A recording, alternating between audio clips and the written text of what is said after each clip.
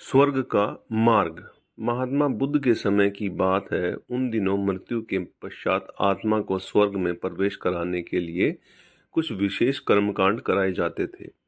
होता ये था कि एक घड़े में कुछ छोटे छोटे पत्थर डाल दिए जाते और पूजा हवन इत्यादि करने के बाद उस पर किसी धातु से चोट की जाती।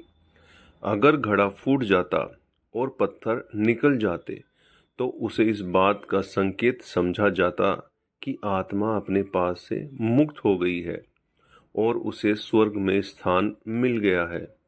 क्योंकि घड़ा मिट्टी का होता था, इसीलिए इस प्रक्रिया में हमेशा ही घड़ा फूट जाता था और आत्मा स्वर्ग को प्राप्त हो जाती। और ऐसा कराने के बदले में पंडित खूब दान दक्षिणा लेते।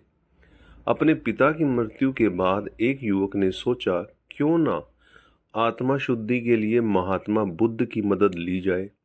वे अवश्य ही आत्मा को स्वर्ग दिलाने का कोई और बेहतर और निश्चित रास्ता जानते होंगे। इसी सोच के साथ वो महात्मा बुद्ध के समक्ष पहुंचा। हे महात्मन, मेरे पिताजी नहीं रहे, कृपया आप कोई ऐसा उपाय बताएं कि यह सुनिश्चित हो सके कि उनकी आत्मा को स्वर्ग में ही स्थान मिले। युवक बोला। बुद्ध बोले, ठीक है, जैसा मैं कहता हूं वैसा करना। तुम उन पंडितों से 2 घड़े लेकर आना, एक में पत्थर और दूसरे में घी भर देना। दोनों घड़ों को नदी पर लेकर जाना और उन्हें इतना डुबोना कि बस उनका ऊपरी भाग ही दिखे। उसके बाद पंडितों ने जो मंत्र तुम्हें सिखाए हैं उन्हें जोर जोर से बोलना और अंत में धातु से बनी हथौड़ी से उन पर नीचे से चोट करना। और ये सब करने के बाद मुझे बताना कि क्या देखा। युवक बहुत खुश था। उसे लगा कि बुद्ध द्वारा बताई गई इस प्रक्रिया में निश्चित ही उसके पिता के सब पाप कट जाएंगे और उनकी आत्मा को स्वर्ग की प्राप्ति होगी। अगले दिन युवक ने ठीक वैसा ही किया और सब करने के बाद वह बुद्ध के समक्ष उपस्थित हुआ। आओ पुत्र, बताओ तुमने क्या देखा? बुद्ध ने पूछा। युवक बोला, मैंने आपके कहे अनुसार पत्थर और घी से भरे घड़ों को पानी में डालकर चोट की। जैसे ही मैंने पत्थर वाले घड़े पर प्रहार किया, घड़ा टूट गया और पत्थर पानी में डूब गए।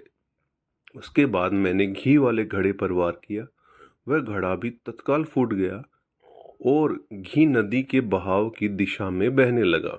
बुद्ध बोले, ठीक है, अब आओ और उन पंडितों से कहो कि कोई ऐसी पूजा यज्ञ इत्यादि करें कि वे पत्थर पानी के ऊपर तैरने लगे और घी नदी की सतह पर जाकर बैठ जाए।